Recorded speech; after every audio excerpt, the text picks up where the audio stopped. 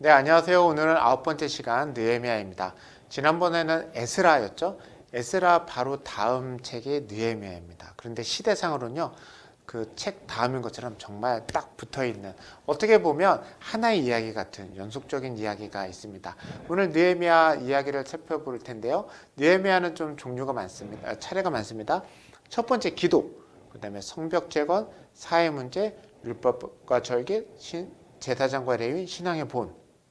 너무 많죠?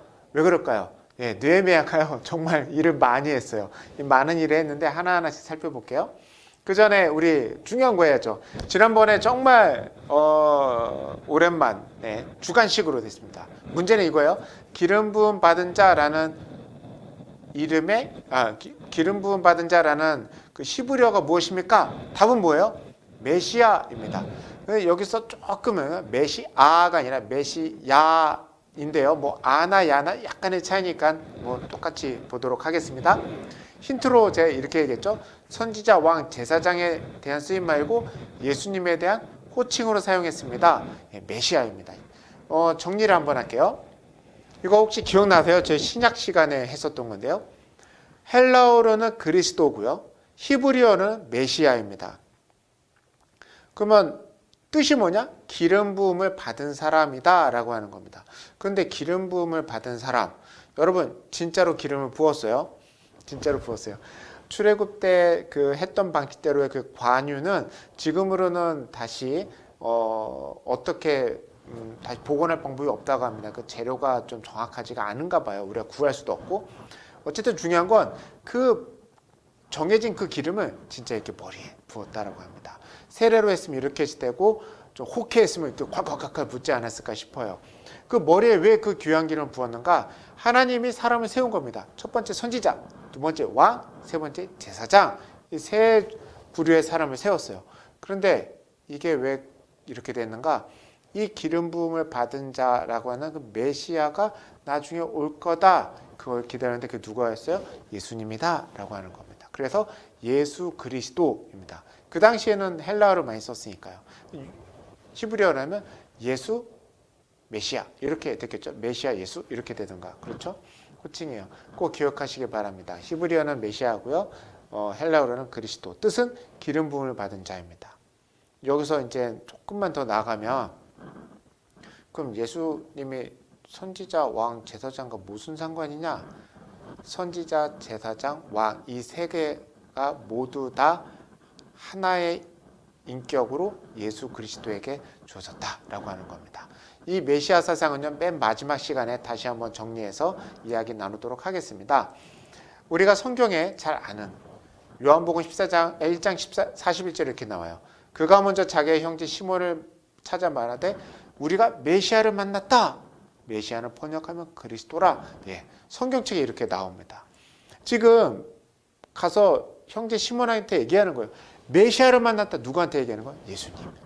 메시아가 누구예요? 기름 부음 받은 자. 기다리고 있었어요. 그 인물, 선지자, 왕, 제사장으로 오신 그 인물, 그분 예수님 만났다는 거예요. 그래가지고 이렇게 이야기하는 구절이 성경에 있습니다. 자, 두 번째, 좀 어려운 질문이었나요? 에스라 내용 중에 틀린 것이 1번이에요. 에스라는 포로 1차 기한에 와서 성전 건축에 힘썼다가 아니라 이건 스룹바벨이고 2차 기한이고요. 성전 건축은 스룹바벨이 다 했고 와서 회개운동을 했습니다. 에스라는 제사장 가문이고요. 율법에 능통했고요. 왕에게 신임을 받았어요. 진짜 엄친아였습니다. 스펙은 거의 최고였어요. 에스라는 아닥사스다 왕의 명령을 따라서 페르시아 법이 아니라 하나님의 율법을 따라 예루살렘을 법으로 다스리는 명령을 받았어요. 누가? 아닥사스다 왕이. 그래서 은혜고 그래서 축복이라는 겁니다. 에스라는 이방 여행과 통용한 이스라엘 백성을 회개운동을 이끌었다. 네, 그게 에스라가 한 중요한 업적입니다. 이건 예루살렘 사진인데요. 어떤 소프트웨어에서 보여주는 거예요. 지금의 모습입니다. 가운데 황금 돔 사원이 보이죠? 예, 이슬람 사원이에요. 그리고 외곽으로는 통곡의 벽이 있고 한다고 하는데 사실 저도 안 가봐서 잘 모르겠습니다. 이렇게 되어 있는데 제가 보여드리고 싶은 건 뭐냐면 기원전 기원전 20년, 즉 예수님이 오시기 수십 년 전에 했던 헤롯 때 지어졌던 예루살렘 성전은 이런 모습일 거다라고 하는 겁니다. 그러니까 예수님 때는요 이런 성전의 모습을 본 거예요. 가운데 황금돈 사원 같은 이슬람 사원이었고 하나님을 섬기는 성전과 지성소가 저렇게 크고 멋지게 되어 있고요. 외곽으로 회랑들이 아주 든든하게 세워져 있죠. 다시 요즘 건물 볼까요? 외곽을 테두리를 보세요. 지금은 외곽이 다 무너져 있죠. 성벽 외곽 쪽이. 그러나 옛날에는 그쪽으로 이렇게 방과 회랑들이 건축되어 있었다라고 하는 겁니다. 제가 왜 이걸 보여드리냐 하면 제가 이걸 배경 그림으로도 쓸 건데 그 이유는 딱 하나입니다.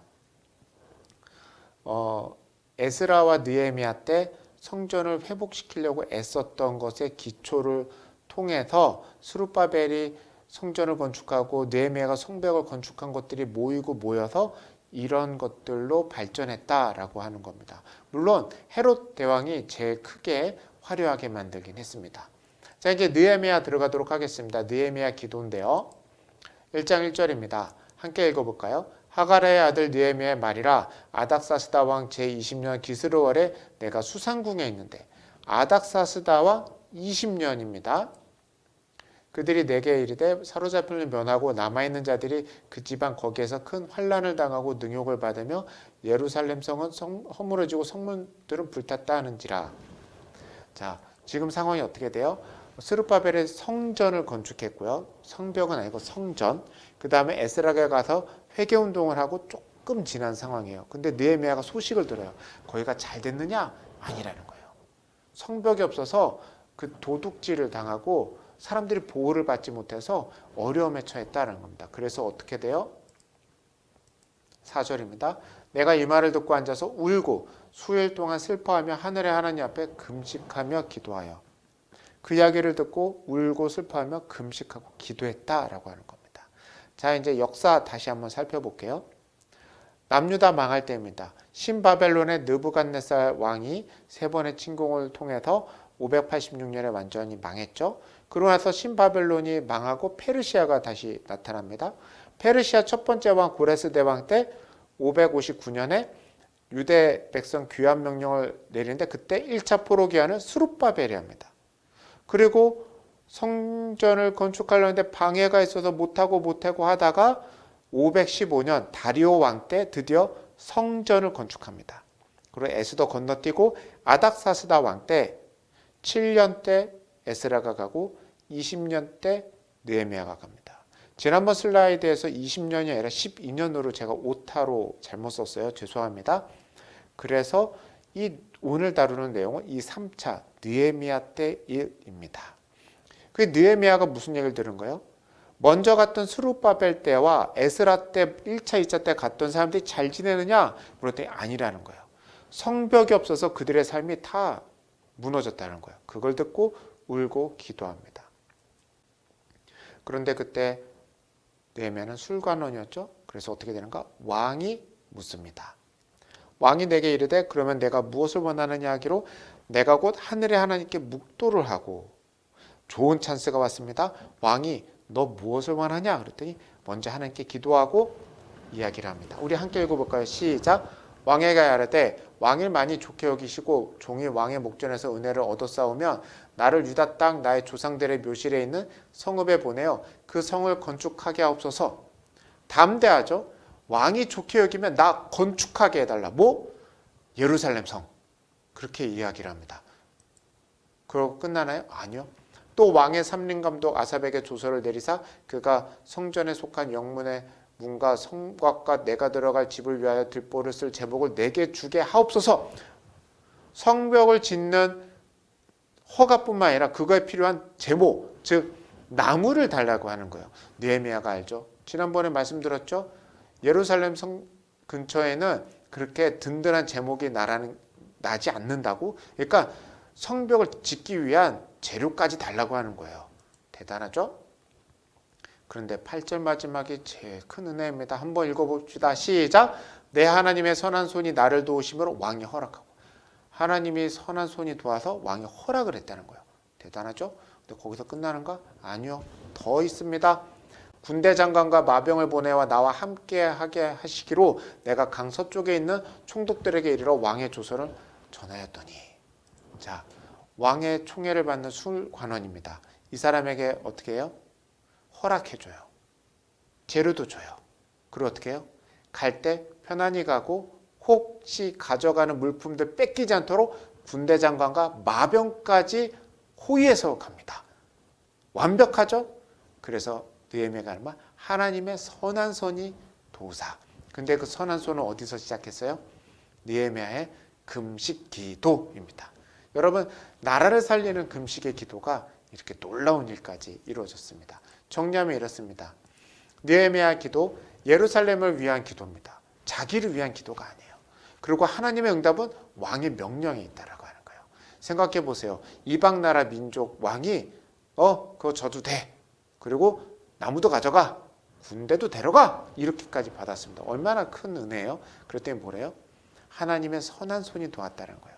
저는 이 두 개가 겹쳐 보인다고 합니다. 느헤미야는 자신의 술관원의 지위 가운데 기도하고 자신의 그 능력을 선한 영향력으로 하나님께 먼저 바쳤어요. 그리고 하나님은 그 결단과 각오를 받으시고 하나님께서 도와주셔서 그 일이 흘러가도록 했습니다. 여러분, 누가 먼저 일했어요? 물론 하나님이 먼저 일했다고 하는 게 정답이겠죠. 그러나 이 흐름으로 봐서는 느헤미야가 먼저 자신을 결단하는 게 드러납니다. 물론 그 마음을 하나님이 주셨다라고 하면 할 말이 없어요. 그러나 우리가 모든 걸 다 하나님이 해야지 일이 된다라고 하지 말고 하나님이 내게 보여주시고 들려주신 것 가운데 내가 먼저 결단하고 하나님과 함께 동행하는 일들이 있길 바랍니다. 느헤미야는 그런 리더십을 보였습니다. 자, 성벽 건축입니다. 성벽을 재건해요. 먼저 가서 둘러보고 나서 사람들한테 이렇게 얘기합니다. 그들에게 이르기를 우리가 당한 공경은 너희도 보고 있는 바라. 예루살렘이 황폐하고 성문이 불탔으니 자, 예루살렘 성을 건축하여 다시 수치를 당하지 말자. 명령을 하지 않고 권유를 하는 거예요. 같이 일하자고 격려하는 거예요. 같이 만들자. 또 그들에게 하나님의 선한 손이 나를 도우신 예. 좀 전에 있었던 일이죠. 내게 이런 말씀을 전하였더니 그들이 말이 일어나 건축하자고 모두 힘을 내어 이 선한 일을 하려 하매. 여러분, 느헤미야의 리더십의 두 번째 특징이 있어요. 자기가 먼저 금식하고 하나님의 뜻을 구하면서 먼저 하나님께 나아간 것, 먼저 주님께 나아간 것도 있지만 둘째, 사람한테 대했을 때는 하자라고 하는 거예요. 너희들 공경을 당하지 않느냐? 이제 성벽을 건축해서 공경을 당하지 않도록 하자. 나한테 하나님이 이렇게 선하게 도우셨다라고 합니다. 어떻게 나가요? 너 해야 돼 이렇게 안 해요. 왕의 명령이야 라고 하지 않아요. 이게 하나님의 뜻이야 라고 하기 전에 먼저 권유를 합니다. 이렇게 하지 않겠냐? 너희들한테 도움이 되는 거 아니냐? 그렇게 나갑니다. 그랬더니 어떻게 해요? 모든 사람이 힘을 합쳐 하려고 합니다. 결론이 어떻게 돼요? 아주 간단하게 끝나요. 자, 6장 15절 한 목소리 읽어봅시다. 시작. 성벽 역사가 52일 만에 끝났다. 입니다. 여러분, 이 52일 만에 끝났다. 한국 사람들을 봐서는 뭐가 대단한데? 라고 할 거예요. 우리나라 정말 금방 끝나죠. 네. 그러나 이때는 기원전 500년, 400년 대예요. 뭐 덤프트럭이 있겠어요? 포크레인이 있겠어요? 기중기가 있고 크레인이 있겠어요? 없어요. 사람들이 그냥 애써 몸으로 다 일한 거예요. 그런데 52일 만에 끝난 거예요. 그만큼 뭐예요?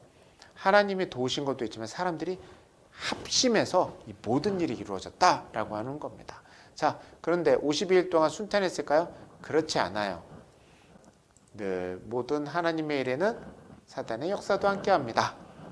우리의 모든 제적과 주위에 있는 이방 족속들이 이를 듣고 다 두려워요. 크게 낙담하였으니 그들이 우리 하나님께서 이 역사를 이루신 것을 알미라. 보세요. 죄송합니다. 봐요. 대적들이 있어요.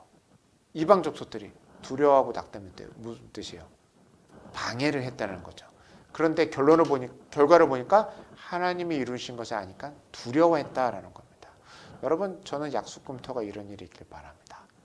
사람들이 봤을 때, 야, 이 어려울 때 하나님이 진짜 일하시는구나. 이게 우리 교회 가운데, 우리 성도님들 가운데 있길 바랍니다. 대적자들이 인물이 좀 중요합니다.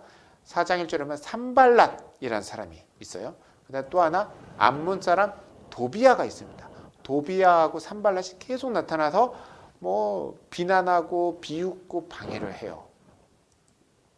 그런데 이에 대해서 느헤미야가 어떻게 대처했는가, 이게 우리가 알아야 될 느헤미야 리더십의 세 번째입니다.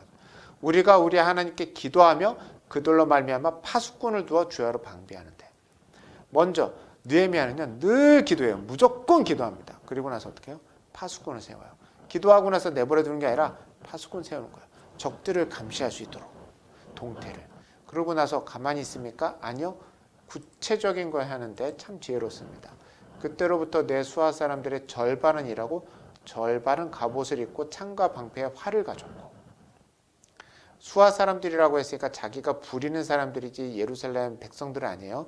절반은 일하고 절반은 갑옷 입고 창과 방패, 즉 군인들이라는 뜻이죠. 활까지 하고 경계를 섰다라고 하는 거예요. 든든하게 대비를 했다는 거죠. 그럼 예루살렘 사람들은 어떻게 일했는가? 한 손으로 일하고 한 손에 병기 잡았다는 거예요. 건축하는 자하고 짐 있는 자가 한 손에는 이러고 한 손은 병기를 잡았대요. 대단하죠. 그래서 52일 동안 이 일들을 감당해냈다라고 하는 겁니다. 여러분, 스룹바벨은 어땠나요? 성전 건축할 때 대적들이 일어났으니까 어떻게 했어요? 완전히 공사가 중단됐죠. 그걸 느헤미야는 알았어요. 그리고 두 가지를 알았죠. 재료가 충분히 공급돼야 된다. 왕한테 받았습니다. 두 번째, 속전속결로 빨리 끝내버리고, 세 번째, 대적들하고는 타협하지 않고 공사가 중단되지 않도록 방비하면서 간다. 참 지혜로운 리더십을 가졌습니다. 요약하면 이렇습니다. 성벽 건축할 때 방해가 생기니까 어떻게 해요? 첫 번째 기도를 해요. 그리고 일하면서 방어를 같이 하고 속전속결로 끝내버립니다. 그래서 50일 만에 모든 게 끝나요. 성벽의 문제가 끝났으니까 하드웨어가 끝났죠. 이제 소프트웨어로 넘어갑니다. 사회 문제가 일어나요. 성벽이 건축되기 좀 전에 이런 일이 있습니다. 그때 백성들이 그들의 아내와 함께 크게 부르짖어 그들의 형제인 유다 사람들을 원망하는데, 무슨 일인가 하니 어떤 사람 말하기를 우리와 우리 자녀가 많으니 양식을 얻어먹고 살아야겠다.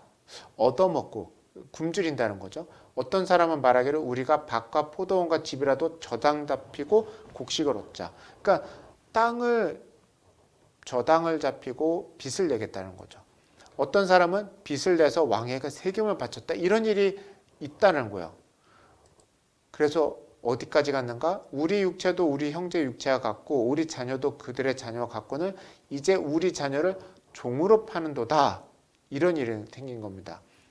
형제라고 하니까 같은 유대인들이 다 포로에서 돌아온 사람들입니다. 1차 포로, 2차 포로 딱 두 종류 그룹이에요. 그 전에 있었던 사람들은 이방 족속이고, 자, 유대인 1차 포로, 2차 포로인데 이 가운데서 빈부격차가 그새 생겨버린 거예요. 그래서 어떻게 해요? 가난한 사람들이 땅을 저당 잡히고, 그래서 빚으로 먹고 살고 빚으로 세금 내고 어디까지? 자녀를 종으로 파는 거예요. 누구한테? 유다 사람들한테. 이게 문제가 된 겁니다. 그래서 느헤미야가 이렇게 얘기합니다. 깊이 생각하고 귀족들과 민장들을 꾸짖어. 귀족들과 민장들. 벌써 계급이 나눠진 게 보이죠? 너희가 각기 형제들에게 높은 이자를 취하는도다 하고 대회를 열어 그들을 쳐서 일단 때렸네요. 네, 맞을 짓을 했죠. 그들에게 이르기를 우리는 이방인의 손에 팔린 우리 형제 유다 사람들 우리 힘을 다해 도로 찾았거늘. 그렇죠. 그런데 귀족들이 무슨 짓을 했어요? 너희는 너희 형제를 팔고자 하느냐? 더구나 우리 손에 팔리게 하겠느냐? 하며 그들이 잠잠하여 말이 없기로 그럽니다. 그래서 어떻게 합니까? 결론을 내요. 나와 내 형제와 종자들도 역시 돈과 양식을 백성에게 구워주었거니와 우리가 그 이자 받기를 그치자. 이자 받는 걸 그치자라고 하는 거예요. 첫 번째, 이자는 안 된다는 거예요. 형제들한테. 두 번째, 오늘 당장 밭, 포도원, 감남원, 집 다 돌려주라는 거예요. 밭, 포도원, 감남원, 집 받은 거 다 돌려주는 거고, 세 번째가 있어요. 구워준 돈이나 양식이나 새 포도주나 기름의 100분의 1도 더해서 돌려주는 거예요. 여러분, 이 한글이 표현이 잘못됐어요. 한글의 구조상의 문제인데 100분의 1을 돌려주는 거는 밭, 포도원, 감남원, 집이 아니에요. 그 저당 잡혔던 건 다 돌려주는 거예요. 이자도 받지 말고 다 돌려줘요. 신현이죠. 그리고 포도원을 저당 잡힌 그 사이에 포도원에 수확이 있을 거 아니에요. 그렇죠? 그것의 100분의 1도 돌려주라는 거예요. 왜? 그걸 저당 잡혔기 때문에 그들이 못 받았으니까 그들에게 돌려주라는 겁니다. 집의 100분의 1만 돌려주는 게 아니에요. 여러분, 완전하게 회복시킨다라고 하는 겁니다. 왜? 포로되었다 돌아왔던 하나님의 은혜를 생각하면 그 가운데 계급을 나눈 거 가운데 그렇게 형제들한테 이자 받고 빚 드는 거, 그거는 하나님의 은혜에 맞지 않다라고 하는 겁니다. 그래서 어떻게 합니까? 그들이 말하기를 우리가 당신의 말대로 행하여 돌려보내고 그들에게서 아무것도 요구하지 아니하리다 하기로 내가 제사장들을 불러 그들에게 말대로 행하겠다고 맹세하게 하고. 왜 맹세하게 했을까요? 제사장들에게? 이게 참 지혜로운 건데요. 돌려보내고 나중에 다시 뒤집으면 어떻게 돼요? 그러면은 뭐 나쁜 사람 그러고 마는 겁니까? 그때에 대해서 제사장에게 맹세했으니까 어떻게 돼요? 하나님께 벌 받는 거를 각오하게 하겠다라고 하는 의미를 갖고 있는 겁니다. 자, 이것과 관련돼서 우리가 알아야 될 게 있어요. 느헤미야는 왜 그렇게 해결했는가? 출애굽기 22장 25절에 있는 율법 때문에 그래요. 내가 만일 너와 함께한 내 백성 중에서 가난한 자에게 돈을 구워주면 너는 그에게 채권자가 깨 하지 말고 이자를 받지 말을 것이며, 가난한 자에게 돈을 구워주면 이자를 받지 말라고 했어요. 그게 첫 번째였죠. 이자 받지 말라는 거예요. 두 번째, 땅과 그 저당 잡힌 거 돌려주는 건 신현의 정책입니다. 즉 율법에 맞춰서 법대로 한 겁니다. 여러분, 사회의 지금의 법이 아니에요. 이건 기원전 지금으로부터 2000 몇백 년 전 일이잖아요. 그러니 그 당시에는 꿈꿀 수 있었던 게 아닙니다. 하나님의 율법에 맞춰서 새로운 하나님의 나라를 만들어 가라라고 하는 그 기준으로 사회 문제를 해결합니다. 자, 이제 그리고 나서 종교개혁입니다. 율법과 절기. 7째 달 초하루에 제사장 에스라가 율법책을 가지고, 넘어가겠습니다. 8절. 하나님의 율법책을 낭독하고 그 뜻을 해석하여 백성들에게 그 낭독하는 것을 다 깨닫게 하니 율법을 낭독했습니다. 첫 번째가 말씀이에요. 말씀을 듣고 다 우는지라 라고 합니다. 여러분, 첫 번째 한 거 에스라와 함께 말씀을 듣게 합니다. 제사가 먼저가 아니었어요. 느헤미야가 또 그들에게 이르기를 너희는 가서 살찐 것을 먹고 단 것을 마시고 준비하지 못한 자에게 나누어 주라. 자, 참 먹고 마시는데 함께 나누어 먹으라는 거죠. 그리고 중요한 말을 합니다. 우리 주의 성일이니 근심하지 말라. 여호와로 인하여 기뻐하는 것이 너의 힘이니라. 자, 율법의 정신이 뭐예요? 사회를 올바르게 하고 거기서 끝나지 않는다는 겁니다. 말씀을 다 알고 말씀대로 하나님을 기뻐하는 것, 그것이 종교개혁의 첫 번째였어요. 여러분, 제사 지내고 뭐하고 헌금하고 이게 아니라 하나님의 말씀을 듣고 하나님을 기뻐하는 것, 그게 첫 번째입니다. 예배가 이겁니다. 그리고 나서 절기를 지키죠. 초막절입니다. 초막에서 거하게 하고요. 크게 기뻐했습니다. 크게 중요하지 않아서 넘어가겠습니다. 자, 성벽의 이유가 이제 나오는 거예요. 성벽 짓고 뭐 하는 거예요? 올바른 사회만 만드는 게 아니에요. 예배 공동체를 보호하는 게 느헤미야의 핵심이었어요. 여기서 이제 국가의 역할이 나옵니다. 왜 국가가 든든해야 될까요? 왜 그리스도인은 국가를 위해 기도해야 될까요? 왜 예레미야는 포로 공동체에게 나중에 포로 잡힌 곳에 가서 그 나라의 평화를 위해 기도하라고 왜 그랬을까요? 그건요, 예배 공동체를 보호하는 것이 국가의 목적이기 때문에 그렇습니다. 성벽이 든든해야 되는 건요, 이방 사람들한테 자랑하는 것도 아니고 경제 부흥 그런 건 나중 일이고, 첫 번째는 예배를 드리는 사람들이 보호받기 위해서 한 게 성벽의 이유입니다. 그래서 성벽을 짓고 나서 여호와를 기뻐하는 것이 힘이다 라고 하는 겁니다. 사랑하는 성도 여러분, 사회 문제는요, 성벽이 건축하기 이전이었어요. 성벽 건축하자마자 한 것, 말씀 보고 예배 드리고 여호와를 기뻐하는 것. 여러분, 우리가 뭐든지 하나님께서 주신 축복이 있을 때 하나님을 먼저 찾고 하나님 말씀 가운데 예배 드리는 사람들 될 수 있길 바랍니다. 자, 이제 제사장과 레위인, 이젠 조금 중요한 일들을 합니다. 이전에 우리 하나님의 전에 방을 맡은 제사장 엘리야십이 도비야, 암몬 사람 도비야, 이 대적이었죠. 연락이 있었으므로 무슨 일이 있었는가? 예루살렘에 이르러 엘리야십이 도비야를 위하여 하나님의 전뜰에 방을 만든 악한 일을 안지라. 자, 지금 성전을 누가 졌어요? 스룹바벨의 성전은 다 져놨는데 그 가운데 방 하나를 누구한테 줬어요? 성벽 짓는 거 방해하는 도비아한테 줬다라는 거예요. 그게 느헤미야 13장 때까지 있었어요. 그러니 어떻게 악하다는 거죠. 어떻게 내쫓고 정결하게 하고 다시 하나님의 전에 그릇과 소재물과 유향을 다시 그리로 돌아놓아라. 좀 어떤 상황이에요? 성벽 짓는 때 방해했던 도비아라는 사람이 하나님의 성벽이 아니라 그 안에 성전의 한 방에 있었다는 거예요. 여러분, 내부 청결이 최고입니다. 예배에서 불필요한 건 다 끊어내야 돼요. 중요한 거는 대적을 끊어내야 된다라고 하는 겁니다. 타협하는 게 아닙니다. 그리고 이제 레위인을 세웁니다.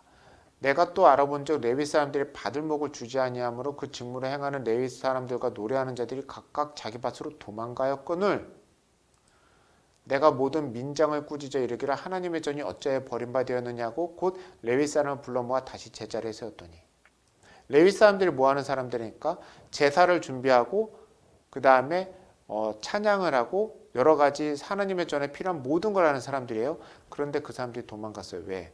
그들이 받을 몫이 없으니까 그들이 생계가 궁핍해져서 흩어져 버린 거예요. 왜 그랬는가? 그래서 민장들, 즉 그 당시에 리더들을 꾸짖었다는 겁니다. 왜 안 줬을까요? 예배의 중요성을 모르니까 안 준 거죠. 성벽을 짓고 성전을 져봤자 소프트웨어가 안 돌아간 겁니다. 겉은 번들어한데 속이 빈 겁니다. 그래서 꾸짖어서 다시 원상복구하게 합니다. 그리고 나서 내가 본즉 유다에서 어떤 사람이 안식일에 술투를 받고 곡식단을 나귀시로 운반하고 결국 음식물을 팔기에 내가 경계하였고 어느 정도였냐면 안식일을 어기고 음식을 만들고도 문제가 되는데 음식을 팔기까지 했어요. 안식일을 안 지킨 겁니다. 성벽을 건축해봤자 하도야가 번듯해도요 속이 곪으면요 나라가 멸망했습니다. 똑같은 일이 일어나지 않도록 느헤미야는요 안식을 어기는 사람들을 엄히 경계했습니다. 그리고 나서 마지막 제사장이죠. 대제사장 엘리야십의 손자 요야다니까 당연히 제사장이죠. 그 사람이 누구의 사위가 됐어요? 산발랏, 아까 대적했던 산발랏의 사위가 됐어요. 말이 됩니까? 성벽 지금 다 짓고도 한참 지났는데 혼인관계를 끊으라 누가 했어요? 느헤미야가 오기 십수년 전에 에스라가 와서 이방 여인과 혼인한 사람들 다 끊으라 했죠. 그런데도 안 끊고 있는 사람이 누구예요? 대제사장의 손자였다는 거예요. 그러니 성전의 제사가 똑바로 될 리가 없겠죠. 그러니까 대적자 방 내쫓고 레위 사람 세우고 안식을 똑바로 하고 제사장 중에 이방 여인과 결혼한 사람을 쫓아내버립니다. 사람들이 아우 쫓아내는 거 좀 그렇지 않습니까? 아니에요. 에스라 때 먼저 한 번 했었는데 아직까지 안 한 거는 쫓아내야 되는 겁니다. 그래서 어떻게 합니까? 이방 사람을 떠나게 깨끗하게 하고 제사장과 레위 사람의 반열을 세워 각각 자기 일을 맡게 하고 입니다. 종교개혁, 율법을 따라합니다. 성전은 청결하게 깨끗하게 하고요. 제사장 레위 사람을 세우고요. 이방 여인과 결혼한 제사장 내쫓고요. 안식일은 장사 금지시켰습니다. 혹시나 싶어서 그러는데 지금 국제 결혼한 목사님을 내쫓지 이런 뜻 아닌 거 아시죠 여러분? 이방 여인과 결혼했다는 것은 하나님이 아니라 이방 신을 섬기는 여인과 혼인관계를 맺었다는 거고 그들과 권력을 나누고자 하는 생각이 있는 사람이 제사장이라니까 문제라는 겁니다. 자, 마지막으로 신앙의 본이에요.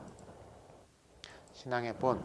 또한 유다 땅 총독으로 세움을 받은 때 곧 아닥사스다 왕 제20년부터 제32년까지 12년 동안 나와 내 형제들이 총독의 녹을 먹지 아니하였다. 12년 동안 무료 봉사했다라고 하는 겁니다. 대단하죠? 저는 그렇게 못할 것 같아요. 내 하나님이여 이 일로 말미암아 나를 기억하옵소서. 내 하나님의 전과 그 모든 직무를 위하여 내가 행한 선한 일을 도말하지 마옵소서. 왜 이 기도할까요? 아는 거예요. 하드웨어를 세우고 소프트웨어를 세워서 종교개혁하고 사회문제 해결했는데 자신이 돌아가게 되면 이게 다시 무너질 수도 있다는 거 아는 거예요. 그래서 어떻게 하니까 하나님께 다 하고 하나님께 맡기는 겁니다. 주님 더 든든하게 해달라고. 이게 신앙인으로서의 참 본이죠. 근데 마지막이 최고입니다. 함께 읽어볼까요? 시작. 또 정한 기간에 나무와 처음 익은 것을 드리게 하시니 하나님이여 나를 기억하사 복을 주옵소서.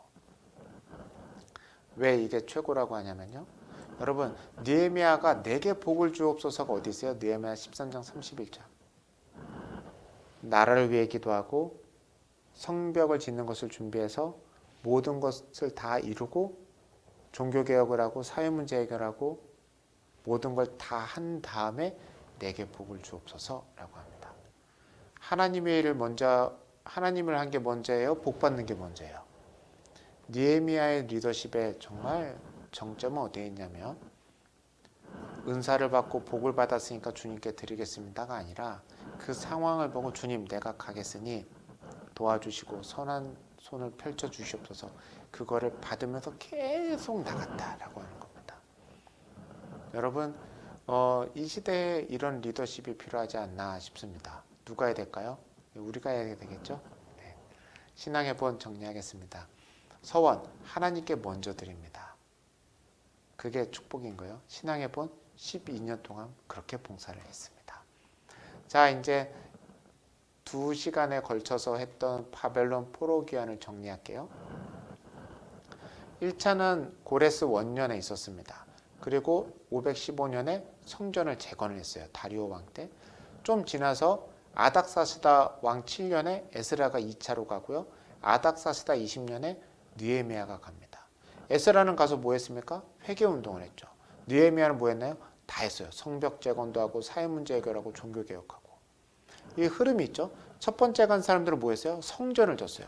두 번째 간 사람은 뭐 했어요? 성전을 졌으니까 번제를 지내고 초막절과 그 절기를 지내고 회개운동을 했어요. 그리고 나서 국가 체계, 즉 성벽과 사회문제 해결을 하고 다시 종교를 온전하게 합니다. 순서가 있는 거예요. 하나님과 가까운 것부터 회복해 나갔다입니다. 요거를 좀 뺄셈을 한번 해볼까요? 스룹바벨이 가서 성전이 재건되는 기간이 얼마나 걸렸냐면 44년 걸렸습니다. 정말 오래 걸렸죠. 1차 포로가 가고 나서 느헤미야가 가서 모든 성벽 재건하고 모든 거 하는데 얼마나 걸렸어요? 성벽 재건이 446년인데 거기까지가 113년이에요. 그리고 12년 더 봉사했으니까 느헤미야가 끝날 때까지는 12년을 더 해야 돼요. 그러니까 1차 포로 귀환했던 사람이 성전 재건될 때는요 44년을 기다린 거예요. 그 사람들은 성벽 재건 봤을까요? 못 봤죠. 100년이나 더 후회됐으니까. 정말 여러 대에 걸쳐서 이런 일들이 일어났다라고 하는 겁니다. 정리하겠습니다. 그리스도인은 겉은 든든하게 속은 정결하게 만듭니다. 우리 모두가 그런 일들을 감당할 수 있는 사람들 되시기를 축복합니다. 우리 함께 기도드리시겠습니다. 사랑과 은혜의 하나님 아버지, 느헤미야 같은 리더십을 우리에게 주시옵소서. 이 나라 겉을 든든하게 만들고 속은 정결하게 만들어서 하나님이 원하시는 하나님의 나라로 이루어가게 하여 주시옵소서. 그 일에 약수교회와 약수꿈터를 귀히 사용하여 주시옵소서. 예수님의 이름으로 기도드렸습니다. 아멘.